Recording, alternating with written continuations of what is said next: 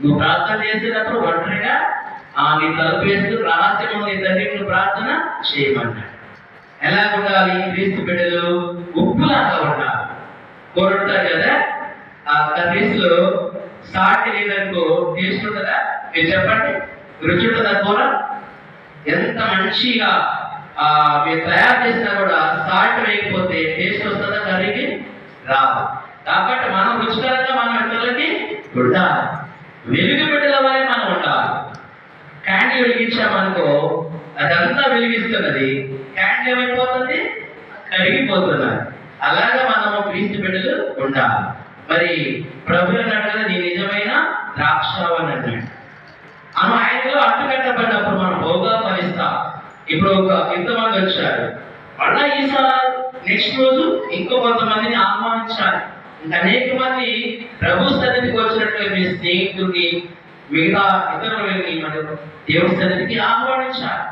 ఫలించే వాళ్ళగా మనం ఉండాలి. ఎప్పుడు వచ్చే వాళ్ళని మనము ఉండకూడదు. అలాగా ఉండాలంటే మొట్టమొదట నీలో నాలో మనందరిలో లోతైనటువంటి పశ్చాత్తాపం ఉండాలి. పేతులాగా ఉండాలి. పేతులా పశ్చాత్తాపడ్డాడు, ఎంతగా ఏడ్చాడు, ఎంతగా దుఃఖించాడు.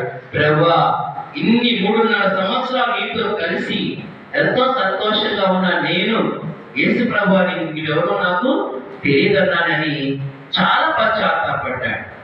ఇదే క్వశ్చన్ మనకు కూడా వస్తుంది. మరి ఎన్ని సంవత్సరాలు దేవుని యొక్క వాక్యం వింటున్నాం? ఇక్కడ ఉన్న యవనస్తులు కానీ మరి ఇక్కడ స్త్రీలు కానీ ఎన్ని సంవత్సరాల నుంచి దేవుని యొక్క సువార్త వినిపిస్తున్నది? ప్రతి సంవత్సరం కూడా లెంట్ డేస్ 40 days 40 రోజుల సువార్త వినిపిస్తూనే ఉన్నది.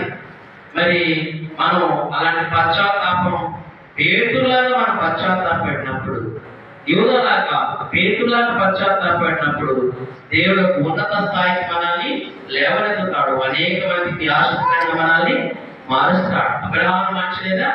అబ్రహాం, ఇస్సాకు, యాకోబుల దేవుడు మన దేవుడు నిన్న నేడు నిరంతరము జీవించేవాడై ఉన్నాడు.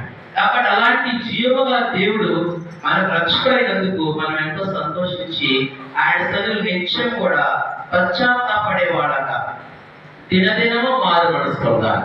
దినదినము కూడా ఆయన సన్నిధిలో ఆయన చేసిన మేడ నిమిత్తమై, ఆయన కలుగజేసిన గొప్ప రక్షణ నిమిత్తమై ఆయన మనం స్తుతించాలి.